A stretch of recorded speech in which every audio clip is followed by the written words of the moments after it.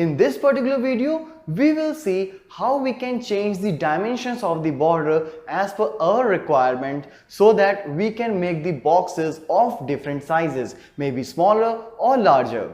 So let's have a practical implementation where we will see about the dimensions using the available CSS options.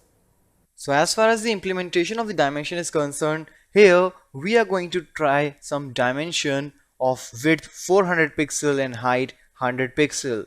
So here I am just trying to show you how can you pass the height and width for any particular dimension. So let's save it, and here you can see like, okay, this is the dimension of height 100 pixel and width 400 pixel.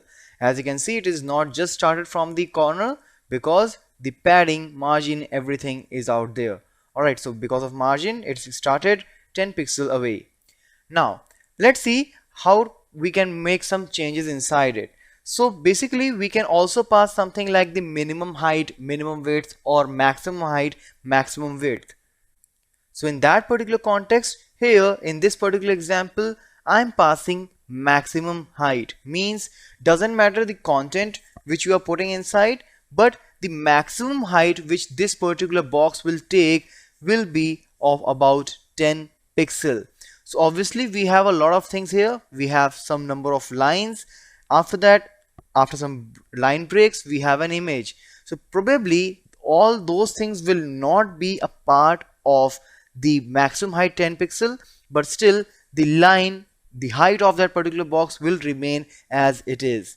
So let's refresh and see. So here you can clearly see like this is the 10 pixel height, but still all the content is not inside that. So if you want to restrict in any particular circumstances, you can use the minimum height or maximum height. Similarly, I can do that for minimum height as well. So minimum it will be 10 pixel, but maximum it can take up to the content. Alright, so now you can see the content is here, so the box size got changed.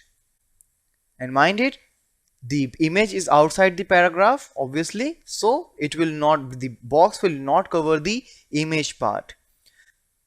Similarly, let's say minimum height is 100 pixel, and let's remove some of the things inside.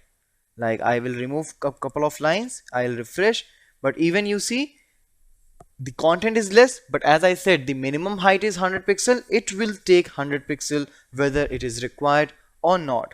And very similarly, we have the concept for minimum width and maximum width as well. So let's say I'll say maximum width is 400 pixel. I'll just remove this minimum from here. I'll just take the default 100 pixel height.